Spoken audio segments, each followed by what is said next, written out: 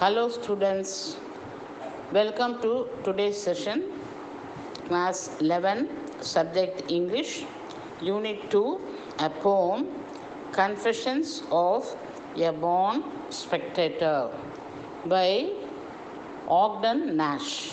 About the author, Frederick Ogden Nash. His period was August 19, 1902 to May 19, 1971. Was an American poet, well known for his light verse, of which he wrote over 500 pieces. So he was very famous and well known for his light verse. Light verse means humorous poetry. So of that type he wrote over 500 pieces with his unconventional rhyming schemes. So the poets, they have to follow some conventional rhyming scheme that is recommended or given rules they have to follow, but he didn't follow that. That is why his rhyming scheme is unconventional. Then also in his poem, all that is figure of speech we can have, personification, simile, metaphor, alliteration, everything is there.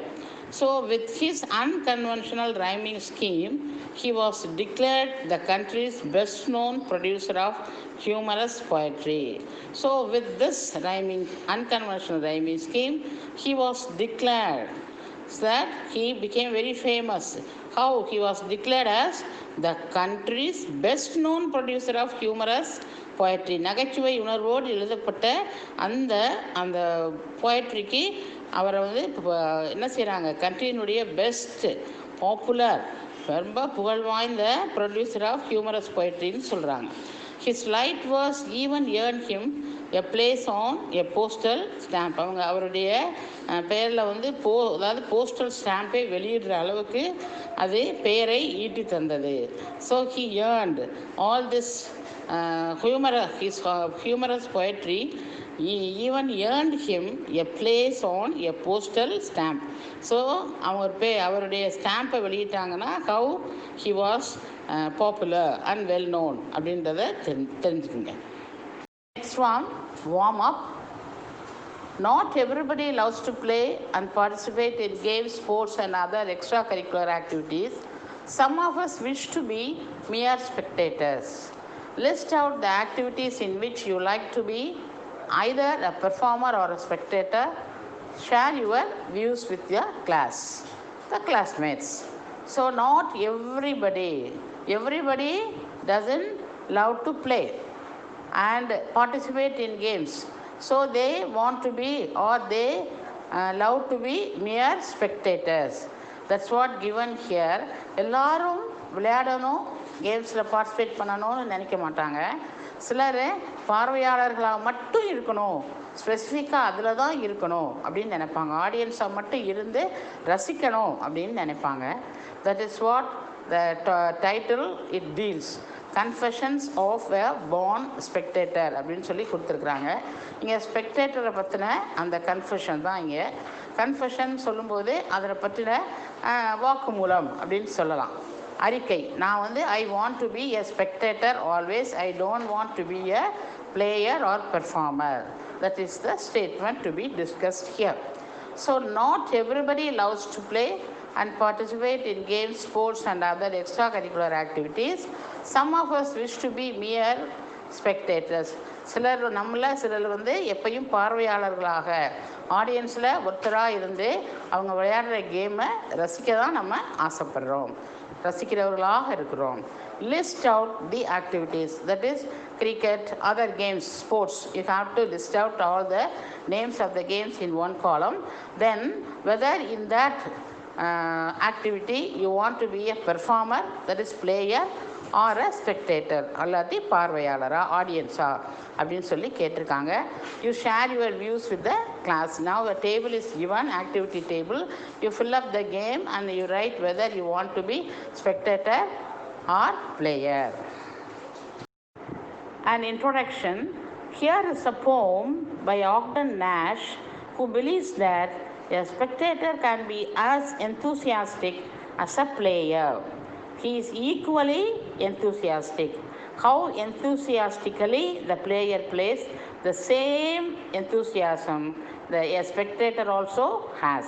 எப்படி வந்து ஒரு எந்தூசியாஸ்டிக்காக player விளையாடுறாங்களோ அதே எந்தூசியாஸ்டோட ஸ்பெக்டேட்டரும் பார்வையாளர்களும் பார்க்குறாங்க. நம்ம you just imagine you are வாட்சிங் அ game. Example, cricket or football. So how we were enthusiastic at home and watching the TV, the results and the game. So the same thing you imagine. Now let's read and enjoy the poem, because this is the poem actually by Ogden Nash, and let us read and enjoy the poem. The title is Confessions of a Born Spectator. Born spectator means when that is the that is ஸ்பெக்டேட்டராக இருக்கிறது இயற்கையிலேயே அவருக்கு அந்த nature இருக்குது. அதனால தான் அதை born spectator, அவர் அதை அப்படி இருக்க தான் அவருக்கு விருப்பம். தென் கன்ஃபெஷன்ஸ்னால் பொதுவாக வந்து பாவ அறிக்கை, பாவ மன்னிப்பு அப்படின்னு சொல்லுவாங்க. This is not that one, but இது ஸ்பெக்டேட்டருடைய கன்ஃபெஷன் அப்படின்னு சொல்கிறாங்க. அவர் சொல்கிறார், நான் how the usually a spectator will be அப்படின்றத பற்றி அவர் கன்ஃபெஸ் பண்ணுறாரு. So that is the title of the poem. Let us proceed with the first stanza. One infant grows up and becomes a jockey. Another plays basketball or hockey. This one, the prize ring, hates to enter. That one becomes a tackle or center. I am just glad as glad can be that I am not them, that they are not me. One infant grows up and becomes a jockey. ஒரு குழந்தை எப்படி வருது, வளர்ந்து அது ஜாக்கியா, அதாவது hours ரைடராக மாறுது. ஏன்னா அதுக்கு ஹார்ஸ் ரைடிங்கில் interest. So that infant, that child grows up and becomes a jockey, that is horse rider. Another plays basketball or hockey. Another child, another infant plays basketball or hockey. This one, the prize ring hates to enter. That child, another child. So the prize ring means that is enclosed area in which the boxing matches are fought. They have a fence-like thing, a square platform will be there. Around that they have fenced, that is just like the fences they had. So that is called the prize ring. So that enclosed area in which boxing matches are fought. So that is prize ring. But one child loves to become a jockey, another child plays basketball or hockey, but this child, he or she hates the prize ring. Boxing அந்த ஏரியாவையே, அந்த அரீனாவையே, அந்த ஸ்டேஜையே அதுக்கு பிடிக்கல. Hates to enter, பயப்படுது. பயப்படலாம், வெறுப்பாக இருக்கலாம், பயப்படலாம், எது வேணாலும் இருக்கலாம். So hates to enter. ஹேட்ஸ்னால் வெறுக்கிறது, அங்கேயே அதை பார்த்தாவே வெறுப்பு இருக்குது. that one, another one, that one becomes, அந்த வெறுக்கிற அதே குழந்தை, that one becomes a tackle or center. என்னவா வரலாம், அந்த குழந்தை will become a tackle, that is the position, different position in football. Maybe a tackler, tackleனா டேக்கிள் பண்ணியே கடைசியில் பால் எப்படி டேக்கிள் பண்ணியே கொண்டு போவாங்கள்ல, அந்த பொசிஷனில் அது செய்கிற அந்த பொசிஷனில் இருக்கலாம். இல்லாட்டி சென்டரை அந்த சென்டர் பொசிஷனில் இருக்கலாம். So that child who hates to enter that prize ring may become a tackle or center. I am just glad as glad can be. பார்த்தீங்களா, as glad as, அதாவது எப்படி ஒரு கிளாடாக இருக்கும் அப்படின்னா, ஒரு மகிழ்ச்சி எவ்வளோ மகிழ்ச்சியாக இருக்குமோ அந்த அளவுக்கு நான் ஜஸ்ட் மகிழ்ச்சியாக இருக்கேன். எப்படி, that I am not them. நான் ஒரு horse ride, I am not a jockey. I don't want to play basketball or hockey. I don't want to enter that prize ring, or I don't want to be a tackle or center, but I am very glad as the players, so as glad as they, because I want only to be a spectator. இவங்கள யாருமே நான் இல்லை. I don't want to become those people. That I am not them. நான் அவங்க கிடையாது. That they are not me. ஆனால் அவங்களும் நான் இல்லை. அவங்க நான் இல்லை, நான் அவங்க இல்லை. Because they are players, I am spectator அப்படின்னு சொல்கிறார். With all my heart, I do admire athletes who sweat for fun or hire, who take the field in gaudy pomp and maim each other as they romp. My limp and bashful spirits feeds on other people's heroic deeds. With all, this is stanza 2. With all my heart I do admire. So with whole heartedly என்னுடைய முழு மனதோடு நான் வந்து admire பண்ணுறேன், ரசிக்கிறேன், பிரியப்பட்டு பார்க்குறேன். யார்? Athletes. ஆத்லட்டிக் சொல்லணும், இது ஆத்லீட்ஸ்னு சொல்லணும். Athlete who sweat for fun or hire. So these athletes, இந்த விளையாட்டு வீரர்கள் ஸ்வெட்டிங்னா ரொம்ப ஹார்ட் ஒர்க் பண்ணுறாங்க. எப்போ வேர்க்கும்? ஸ்வெட்டிங்னா என்னது? வேர்வை. இப்போ எப்போ ஸ்வெட் பண்ணுவாங்க? ஹார்ட் ஒர்க் பண்ணும்போது. அப்போ ரொம்ப முயற்சி செய்து ஹார்ட் ஒர்க் பண்ணி அவங்க ப்ளே பண்ணுறாங்க வேர்வையோடு. அப்படின்னா என்ன? ரொம்ப ஹார்ட் ஒர்க் பண்ணி விளையாடுறாங்க. எதுக்காக? ஐதர் டு என்டர்டெய்னர்ஸ், நம்மளை வந்து நமக்கு நம்முடைய ஃபன்னுக்காக, நம்மளை மகிழ்விக்கிறதுக்காக அவங்க விளையாடுறாங்க. அல்லது சம் அசோசியேஷன்ஸ் என்ன பண்ணியிருப்பாங்க, அவங்கள சம் ஸ்பான்சர்ஸ் வந்து ஹயர் பண்ணியிருப்பாங்க, அவங்களுக்கு வெற்றியை தேடி தரணும்னு சொல்லிட்டு முழு மூச்சோடு அவங்க ஹார்டர் பண்ணி வேர்வை சிந்தி விளையாடுவாங்க. ஸோ அந்த 2 காரணத்துக்காகவும் இந்த ஆத்லெட்ஸ் வந்து ஹார்ட் ஒர்க் பண்ணுறாங்க. அதை நான் என்ன செய்கிறேன்? ஐ எம் ஹோல் ஹார்ட்டட்லி என்ன செய்கிறேன்? With my heart I do admire. அப்போ நான் ரொம்ப முழு மனதோடு ரொம்ப அவங்கள ரசித்து நான் அவங்கள ரசிக்கிறேன், அவங்க விளையாடுறத ரசிக்கிறேன், எனக்கு அது ரொம்ப பிடிச்சிருக்கு அப்படின்னு சொல்லி சொல்கிறார். who take the field in gaudy pomp. அவங்க எப்படி வர்றாங்க? gaudy pompனா ரொம்ப ஷோயி ட்ரெஸ். அவங்களுக்கு அது எப்படி ஹார்ட் ஒர்க் ஆகுதா, ஹார்ட் ஒர்க் பண்ணுறாங்களா, வேர்க்குதா, அதெல்லாம் பற்றி அவங்களுக்கு கவலை இல்லை. ஆனால் அவங்க வந்து ஒரு ஸ்டேஜில், ஒரு கிரவுண்டில் வந்து விளையாடும் பொழுது அவங்க எப்படி, என்ன மாதிரி ட்ரெஸ் போட்டிருக்காங்க? காடி பாம்ப் அப்படின்னா ஷோயியாக, அட்ராக்டிவாக, ஷைனிங்காக ட்ரெஸ் போட்டிருக்காங்க. நம்ம பார்த்தோம்னா அவனுக்கு தெரியும், உங்களுக்கெல்லாம் பார்த்துருப்பீங்க.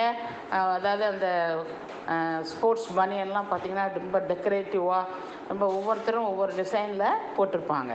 ரொம்ப ஷோயியாக, நல்லா பார்க்கறதுக்கு ரொம்ப அதாவது ரொம்ப அட்ராக்டிவாக இருக்கும். So they who take the field in gaudy pomp. அப்போ ஃபீல்டில் அவங்க வந்து ரொம்ப ஷோயி ட்ரெஸ்ஸை அணிஞ்சிருக்கிறாங்க. And maim each other as they romp. romp அப்படின்னு சொல்கிறது வந்து play in a rough noisy way. அதாவது ஒரு ஆரவாரத்தோட சத்தம் போட்டுக்கிட்டு, சத்தமாக பேசிக்கிட்டு, சத்தம் போட்டுக்கிட்டு நாய்ஸியாக விளையாடுறாங்க இல்லையா, அதான் romp அப்படின்னு சொல்கிறது. play in a rough noisy way. அப்படி விளையாடும் பொழுது அந்த விளையாடும் போது என்னெல்லாம் நடக்கும்? அவங்க ஒருத்தரை காயப்படுத்திட்டு விளையாடுறாங்க. அதெல்லாம் மைண்ட் பண்ணுறதில்ல. அவங்கள அடிச்சிடுவாங்க, காலை மிதிச்சிடுவாங்க, அடிபட்டுரும். அதை தான் மெயிம்ங்கிறது இன்ஜோர். ஸோ ஒருத்தரை காயப்படுத்தி கொண்டு மிக சத்தம் போட்டு ரஃப் அண்ட் நாய்ஸியாக அவங்க விளையாடுறாங்க. And limp and bashful spirit feeds. இந்த மை லிம்ப் அப்படின்னு என்னென்னா, ஆனால் அதெல்லாம் என்னால் செய்ய முடியாது. I am week.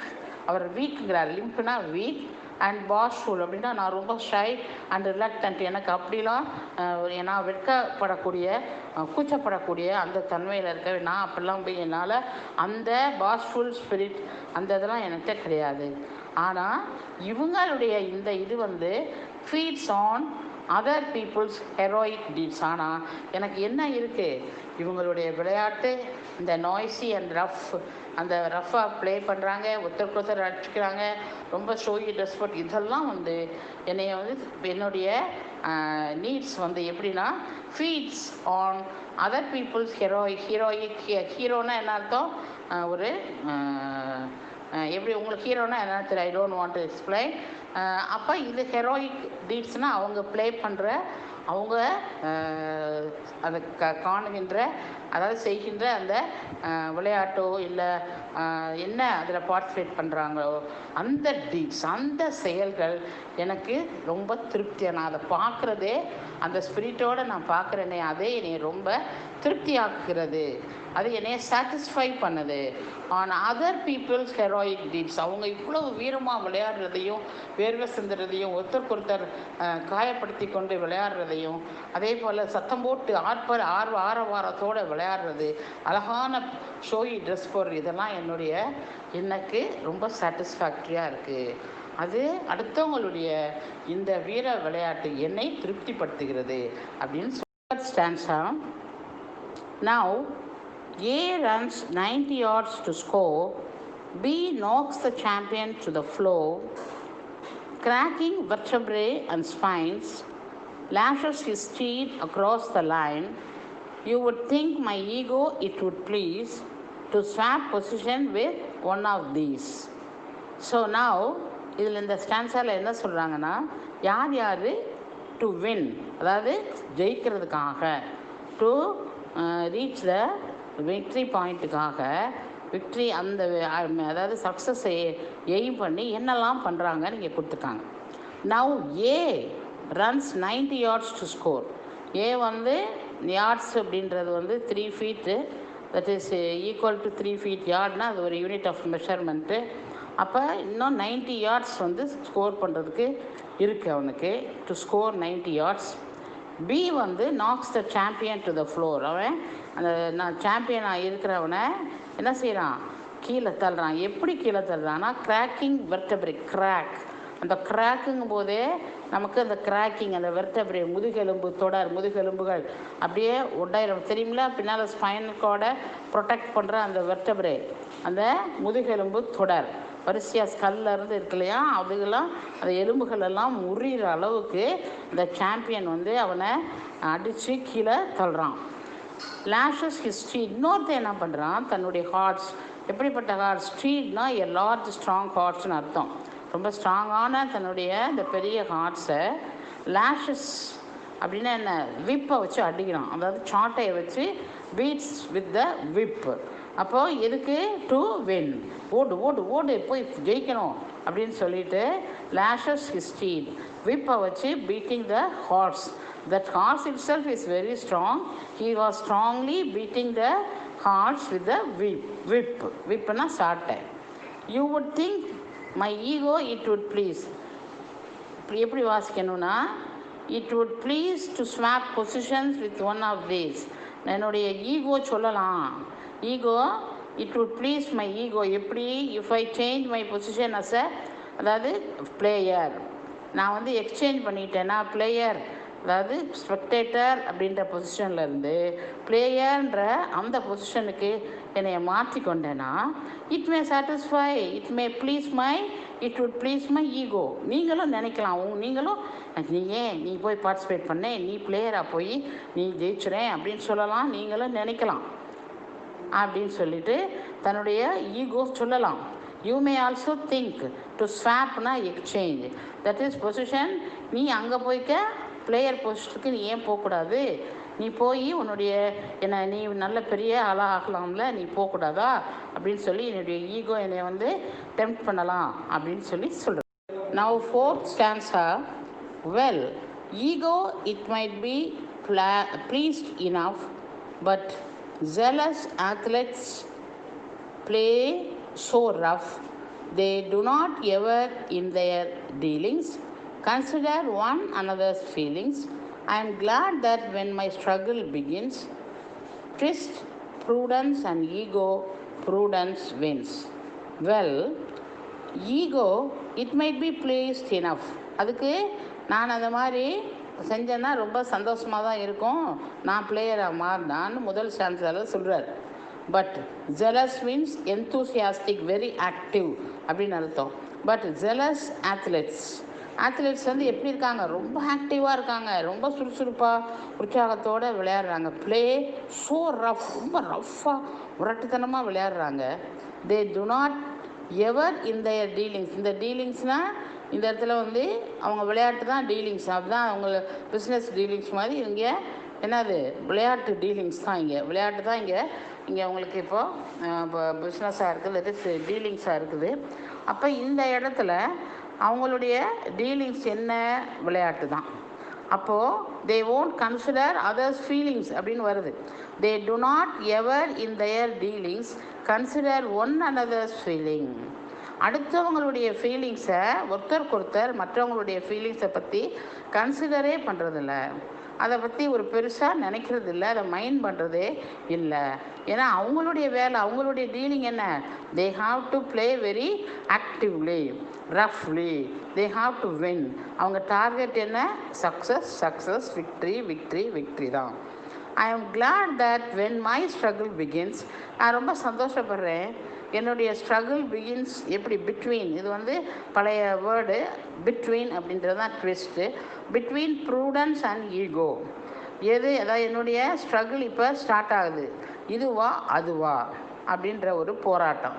எப்படி, ப்ரூடன்ஸ்னால் விஸ்டம், புத்திசாலித்தனம், நம்ம ஞானம். எப்படி, இது வந்து நம்ம ஞானமாக இங்கே நடந்துக்கிறதா, இல்லை ஈகோ, நீ போய் பிளேயராக எக்ஸ்சேஞ்ச் பண்ணி போய் நீங்கள் முரட்டுத்தனமாக விளையாடு அப்படின்னு சொல்கிற ஈகோவா. ஈகோவா, பிட்வீன் ப்ரூடன்ஸ் அண்ட் ஈகோ. ஈகோவா ப்ரூடன்ஸா அப்படின்னு சொல்லி பார்க்கும் பொழுது ப்ரூடன்ஸ் வின்ஸ். என்னுள்ள எது தான் ஜெயிக்குது, இப்போது ப்ரூடன்ஸ், விஸ்டம் தான் ஜெயிக்குது. ஏன்னா உனக்கு இதெல்லாம் சரிப்படாது, நீ போனேன்னா நிறைய ஆபத்து வரும், அடுத்தவங்களுடைய ஃபீலிங்ஸ் எல்லாம் நம்ம கன்சிடர் பண்ணாமல் விளையாடணும், ரஃப்பாக விளையாடணும், கீழே தள்ளணும், அடிக்கணும், எல்லா இதுவும் வரும். அப்போ இதெல்லாம் உனக்கு சரி வராது, அந்த எக்ஸ்சேஞ்சே உனக்கு சரி வராது. அதனால் மை ஸ்ட்ரகிள், என்னுடைய போராட்டம் எதுக்கு நடுவில் இருக்குது, இப்போ ப்ரூடன்ஸாக விளைவிக்கிறதா, வெறும் ஸ்பெக்டேட்டராக என்ஜாய் பண்ணுறதுல, சந்தோஷப்படுறதுல, உற்சாகமாக இருக்கிறதோட நிறுத்திக்கிறதா, இல்லை என்னுடைய ஈகோவை சாட்டிஸ்ஃபை பண்ண நான் பிளேயராக என்ன செய்யணும், ஸ்வாப் பண்ணி மாற்றிக்கிறதா பொசிஷனை அப்படின்னு சொல்லி கேட்குது. அதில் எது ஜெயிச்சிருச்சு, இப்போது ப்ரூடன்ஸ் தான் ஜெயிச்சிருச்சு. wisdom only, prudence only now wins. Fifth stanza.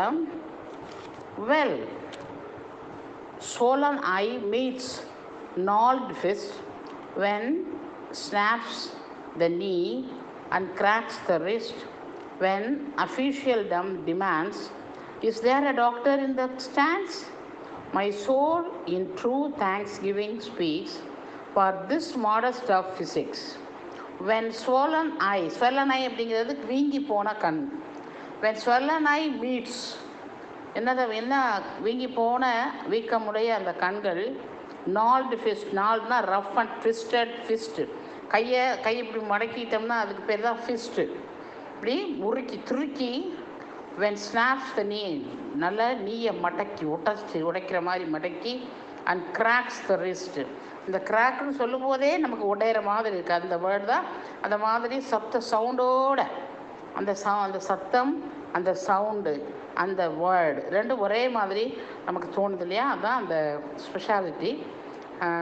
அவர் இந்த மாதிரி வேர்ட்ஸை யூஸ் பண்ணியிருக்கிறாரு.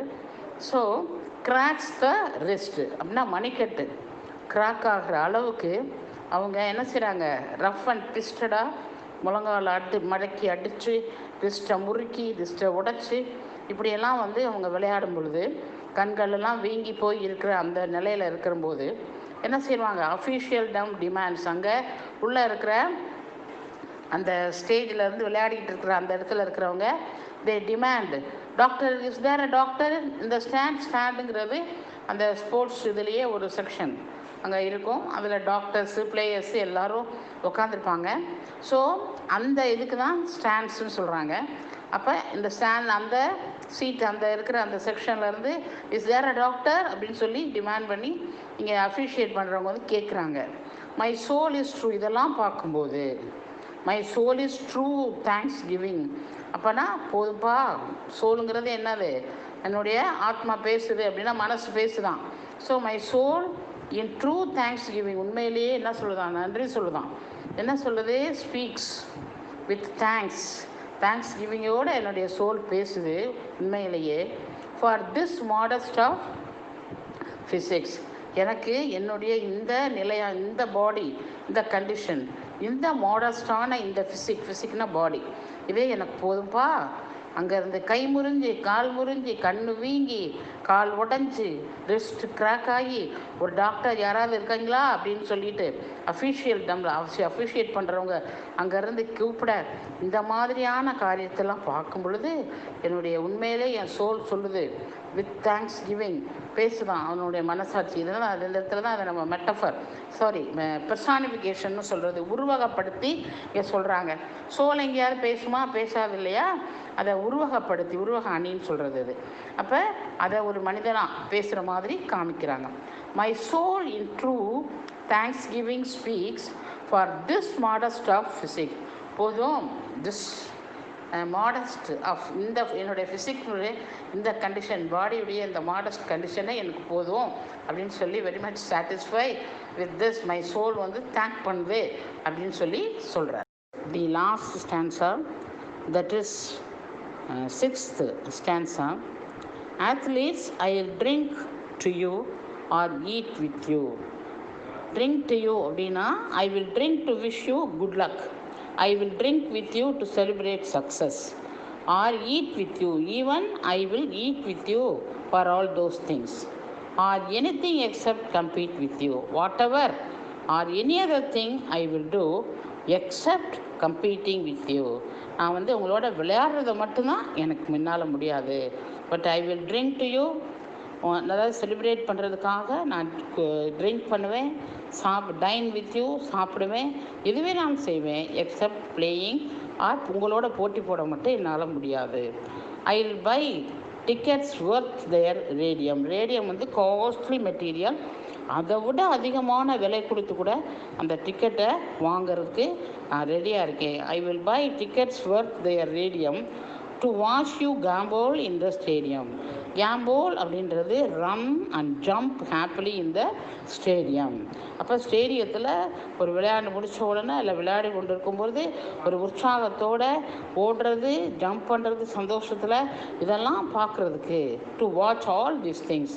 ஐ am ready to buy, I am ready to spend money whatever the ticket cost more than radium cost. அது கூட நான் அந்த ரேடியத்தை விட அதிகமாக காசு விலை அந்த டிக்கெட்டுக்கு நீங்கள் நிர்ணயிச்சா கூட நான் அந்த டிக்கெட்டை கூட நான் வாங்க ரெடியாக இருக்கேன் உங்களுடைய அந்த பார்ட்டிசிபேஷனை பார்க்க. And reassure myself anew. நான் திருப்பியும் நான் சொல்கிறேன், நான் தான். I want to be myself only. I want to be spectator only.